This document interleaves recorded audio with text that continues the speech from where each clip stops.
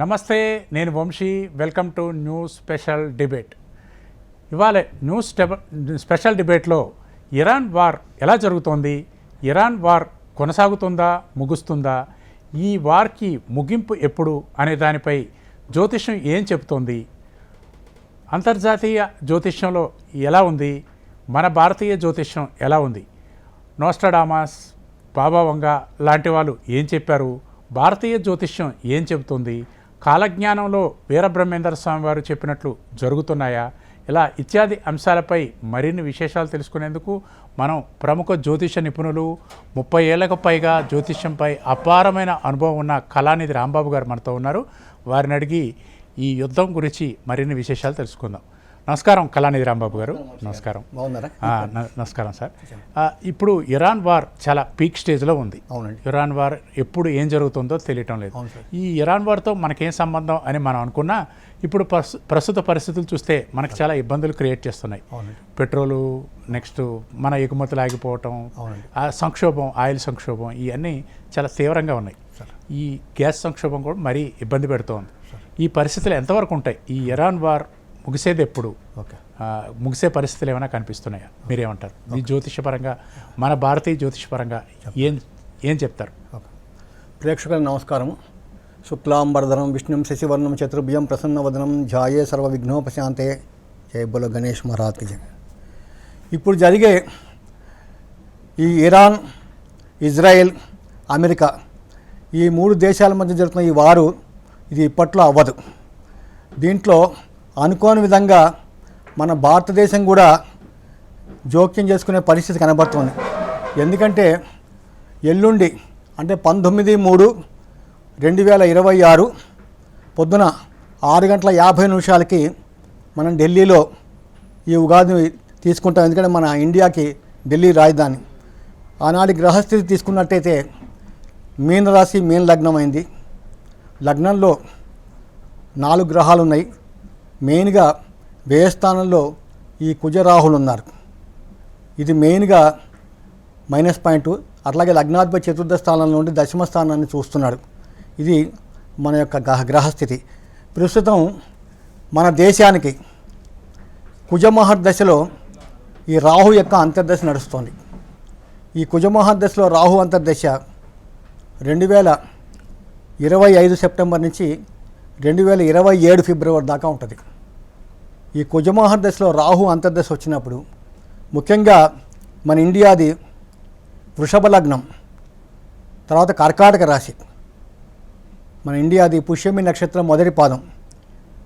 ప్రస్తుతం మన ఇండియాకి ఈ 2025 నుంచి 2032 దాకా 7 సంవత్సరాలు కుజమహర్దశ నడుస్తోంది. వృషభ లగ్నానికి కుజుడు సప్తమ వ్యయాధిపతిగా ద్వితీయ స్థానం లోపల ఆయన ఆరుద్ర నక్షత్రం మీద ఉన్నాడు. ఆరుద్ర నక్షత్రానికి అధిపతి రాహు. కాబట్టి ఈ కుజమహర్దశలో ఈ రాహు అంతర్దశలో చాలా మానసికమైన సంక్షోభాన్ని, మానసిక వ్యధని మన దేశ ప్రజలు ఎదుర్కోవాల్సిన అవసరం ఉంటుంది. అట్లాగే మెయిన్గా ప్రస్తుతం గోచారీత్యా కూడా గురుబలం లేదు. గురువు ప్రతికూల స్థానంలో ఉన్నాడు. అట్లాగే గోచారంలో కూడా రాహు అష్టమ స్థానంలో ఉంటామన్నాం. ఈ సంవత్సరం ఆర్థిక సంక్షోభం చాలా అధికంగా ఉంటుంది. ముఖ్యంగా మన భారతదేశ ప్రధాని నరేంద్ర మోడీ గారు కూడా చాలా మానసిక వ్యధ అనుభవించాల్సిన అవసరం చాలా ఉంది. చాలా అద్భుతంగా వివరించారు. అయితే మనం ఈ యుద్ధంలో ఇరాను, ఇజ్రాయెల్ రెండు పోటాపోటీగా యుద్ధం చేస్తున్నా, ఇజ్రాయెల్ కొంచెం పైచేయిగా కనిపిస్తున్నట్టు ఉంది. ఇజ్రాయెల్ పరిస్థితి ఎలా ఉండబోతుంది? ముఖ్యంగా ఇజ్రాయెల్ జ్యోతిష్యం ఎలా ఉంది? ఇజ్రాయెల్ తీసుకున్నట్టయితే ఓకేనా? Okay sir. ఇజ్రాయెల్ తీసుకున్నట్టయితే ఇజ్రాయెల్కి 14/5/1948 మధ్యాహ్నం 3:48 వాళ్ళకి ఈ స్వాతంత్రం వచ్చింది. 14/5/1948 3:48 PM వాళ్ళకి టెల్ అవీవ్ అనే ప్రాంతంలో వాళ్ళకి ఈ స్వాతంత్రం వచ్చింది. వాళ్ళది ఫార్మేషన్ డే అప్పటిది. ఆనాటి గ్రహస్థిస్తే వాళ్ళ నక్షత్రం పుష్యమి నక్షత్రం 3వ పాదం, రాశి కర్కాటక రాశి, జన్మలగ్నం, కన్యాలగ్నం. ఈ కన్యాలగ్నానికి యోగం చేసే గ్రహాలు లగ్నాధిపతి బుధుడు, ద్వితీయ భాగ్యాధిపతి శుక్రుడు, పంచమాధిపతి శని. ఈ 3 గ్రహాలు ఈ లగ్నానికి యోగం చేస్తాయి. ఇక్కడ ఆనాటి గ్రహస్థితి తీసుకున్నట్టయితే లగ్నం కన్యాలగ్నమై ద్వితీయంలో కేతువు, చతుర్థంలో గురువు, అష్టమంలో రాహు, నవమంలో బుధ రవిలు, దశమంలో శుక్రుడు, లాభస్థానంలో చంద్రశనులు, వ్యయంలో కుజుడు ఉన్నాడు. ఇది ఆనాటి గ్రహస్థితి. ప్రస్తుతము ఈ ఇజ్రాయెల్ ఎందుకు ఇంత భీకరమైన యుద్ధం చేస్తోందంటే వాళ్ళకి 2023 నుంచి 2041 దాకా 18 సంవత్సరాల రాహు మహాదశ నడుస్తోంది. రాహు ఇక్కడ అష్టమ స్థానంలో ఉన్నాడు. ఇక్కడ రాహు రిజల్ట్స్, రాహు ఛాయాగ్రహం కాబట్టి రాహుకేతువులు వాళ్ళు ఏ ఇంట్లో ఉన్నారో, ఏ నక్షత్రం మీద ఉన్నారో, ఏ గ్రహంతో కలిసి ఉన్నారో, ఏ గ్రహం ద్వారా చూడబోతున్నారో వాళ్ళ ఫలితాలే ఈ రాహుకేతువులు ఇస్తారు. ఇక్కడ రాహు అష్టమ స్థానంలో ఉన్నాడు కాబట్టి ఇక్కడ రాహు రిజల్ట్స్ అంతా కుజుడు ఇస్తాడు. కుజుడు వ్యయస్థానంలో ఉన్నాడు. వ్యయస్థానంలో ఉంటే ఖర్చులు విపరీతంగా ఉంటాయి.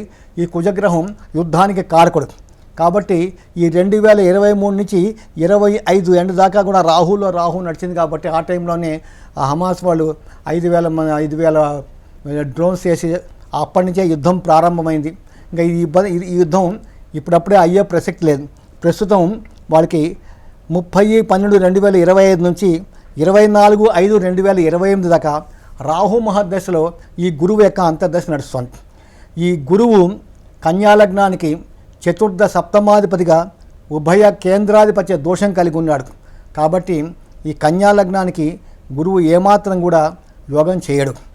మెయిన్గా మహర్దశాధిపతి రాహు అష్టమ స్థానంలో ఉన్నాడు. ఈ యుద్ధాలకు కారకుడైన మెయిన్ గ్రహం ఈ కుజగ్రహం. ఆ కుజగ్రహం ఇక్కడ వ్యయస్థానంలో ఉన్నాడు. ఇక్కడ 3 రిజల్ట్స్ ఇస్తున్నారు. అంతర్దశ యోగం చేయదు, మహర్దశ యోగం చేయదు. అన్నిటికీ మించి గోచారం వచ్చినట్టయితే గోచారంలో ప్రధాన గ్రహాలు మనం 3 తీసుకుంటాం. గురువు, శని, రాహు. ఇక్కడ మెయిన్గా ఇప్పుడు మహర్దశ రాహు మహర్దశ నడుస్తూ అలాగే గోచారాలను కూడా రాహు అష్టమ స్థానంలో ఉన్నాడు కాబట్టి ఈ మహర్దశ ఏమాత్రం కూడా యోగం చేయదు. 2 ఈ రాహు మహర్దశలో అంతర్దశ నడుస్తుంది కాబట్టి ఇది 2028 మే దాకా ఉంటుంది కాబట్టి ఇక్కడ గురువు కూడా ఏమాత్రం యోగం చేయడు. అట్లాగే మెయిన్గా ట్రాన్సిట్లో భాగ్యస్థానంలో 9వ ఇంట శని ఉన్నాడు. శని కూడా ఏమాత్రం యోగం చేయడు. అట్లాగే వ్యయస్థానంలో ప్రస్తుతం ఈ గురుగ్రహం ఉన్నాడు. ఈ గురువు కూడా ఏమాత్రం యోగం చేసే ప్రసక్తి లేదు. కాబట్టి ఈ గ్రహస్థితిని మనం చూసుకున్నట్టయితే ఇక్కడ ఏమాత్రం కూడా ప్రస్తుతం ఇజ్రాయెల్కి అనుకూలంగా లేదు. ఇక్కడ మెయిన్గా దీని ప్రకారం చూస్తే ఇంకా ఈ యుద్ధం చాలా కాలం కొనసాగుతుంది. ఇజ్రాయెల్ కూడా సర్వనాశనం అవుతుంది.